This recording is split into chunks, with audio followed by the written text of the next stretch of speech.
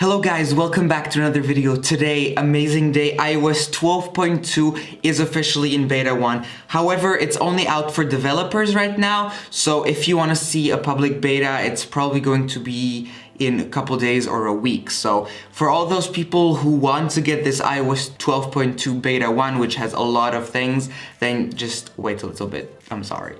Anyway, today I am super excited about this release because finally we are seeing some features after quite a long time. Since we only had a lot of bug fixes, now we actually have a few changes and a few features to talk about. One thing that I've been talking about in my previous video of kind of like what I would want is the dark mode. So when I was going through my phone, I did not really find a dark mode in any of the settings, so I was just kind of like, well, that's a bummer. But hopefully Apple's gonna take that into consideration for iOS 13 or even in another release of iOS 12.2 point something. Now let's talk about all the new features that we have here, and some of them are features, some of them are really changes that we did not see for a long time. For a while now, we had the same icon for screen sharing with your Apple TV, for example, but finally it has been changed to be a little bit more modern and a little bit more refreshed. That's just a tiny little difference of an icon change, but it still does say that they're doing something with their phones. If you have the Apple TV remote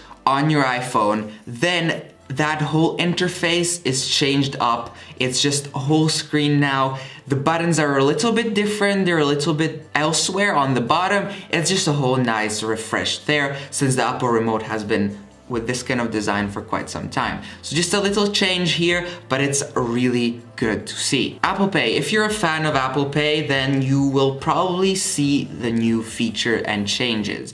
So there's a huge redesign in the whole app of Apple Pay. You can see your previous transactions way easier by year or however you organize it. It's just amazing to see that. The animations are different and just everything is a lot better there. There's a refresh in the Maps application, which is just amazing to see because now if you go into settings, you have a new climate weather type of feature, which basically if you're going to the country, you're looking in the countries, it tells you the weather of that city. So if you really zoom in your map, you're gonna see how warm or cold it is in that country you selected. There's a kind of a new feature in Safari, which is motion orientation access, which can be accessed in the settings app.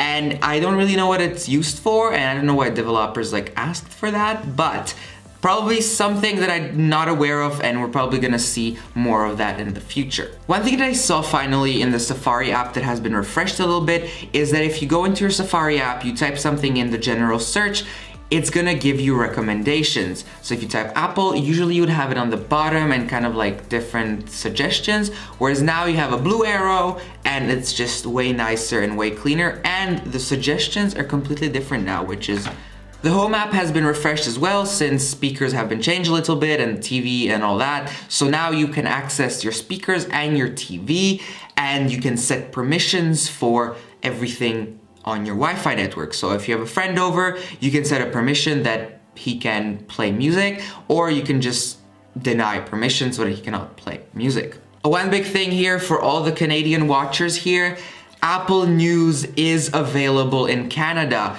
Not all the news stations, however, just a couple, but that's gonna be coming out really soon. So if you're a fan of the news app like I am, it's accessible in Canada now. So have fun with that. Super cool. But anyway, these are all the features here. I hope you enjoyed this video. If you did, be sure to leave a like down below and comment down below if you have the iOS 12.2 beta 1 update, and let me know how it feels and how you think it is.